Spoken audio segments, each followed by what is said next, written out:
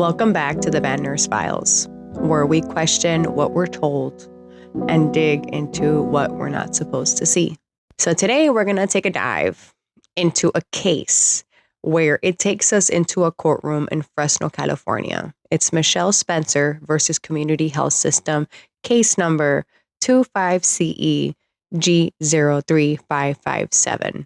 So this case has to do with a registered nurse, Michelle Spencer, and she alleges that her hospital concealed a massive spike in fetal deaths right after the COVID vaccine rollout and new policy mandates for pregnant patients. Now, before you roll your eyes, I read the complaint. It's not a TikTok rumor. It's not a YouTube thing. I've actually read it, and it's a filed legal document. And if she says what is true, this might be one of the most disturbing cover-ups inside U.S. hospitals since the pandemic began. So let's talk about this whistleblower. So Spencer worked in labor delivery at Community Regional Medical Center in Fresno. She says that before spring 2021, stillbirths were rare, about 1 to 2 per month. And after the hospital's vaccine push, 4 a week. That's a 5,000% increase, according to her court filing. She also says staff were discouraged from reporting and patients were not informed of potential vaccine complications. This also comes that an email was sent in 2022, an internal email that was the title, don't quote me, it was something increased fetal deaths, and they started pinning it on pesticides, on other complications, and they never reported it to the vaccine agency that tracks vaccine injuries. And they also falsified fetus death certificates as well. So this is a civil complaint that was filed in California Superior Court on July 30th, 2025. It alleges retaliation, concealment, and fraudulent business practices under state law. And here's what's chilling. She says the hospital's own obstetrician noticed a pattern too. But when they raised concerns, management told them to stop asking questions. I think that phrase should haunt any medical professional or any person if they tell you to stop asking questions. And here's where the story widens, right? Because there's another side to all this, a biological and physiological one. In August 2024, researchers in Seoul, South Korea, published a population-based cohort study called Psychiatric Adverse Events Following COVID-19 Vaccinations. They followed over 2 million people, comparing vaccinated versus unvaccinated individuals, and excluded anyone who already had a psychiatric diagnosis. And here's what they found. They found depression risk was 68% higher post-vaccination.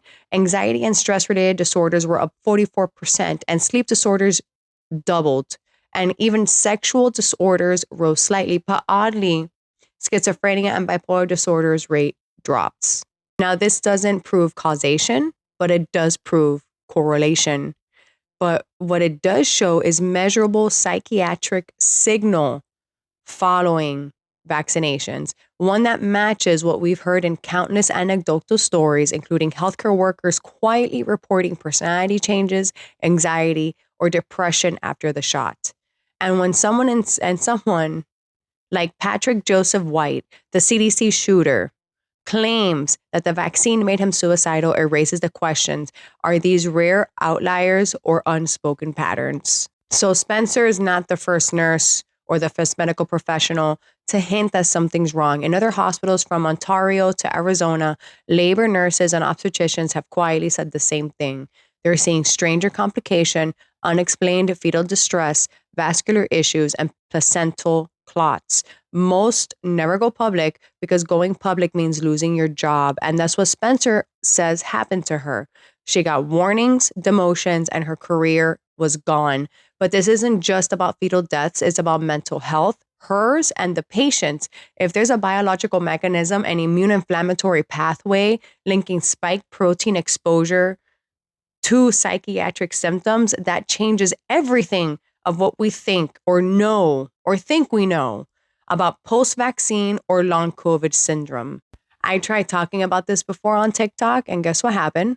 Warning, video removed, medical misinformation. This was my first strike on my now 7th account on TikTok. So this was for citing a peer-reviewed study. So let that sink in. A scientific paper published, revised, indexed, and now removed. So when they say science is settled, remember, the only thing settled is the narrative. We have lawsuits alleging concealed deaths, studies showing psychiatric after effects, and frontline nurses being silenced. So are these coincidences, or does the data speak for itself if we're willing to look? So I'll post all my citations in my video description like I do. As always, I'm not giving medical advice. I'm asking medical questions, and maybe that's what they fear the most. As always, this is the Bad Nurse Files. Stay curious, stay careful, and stay awake.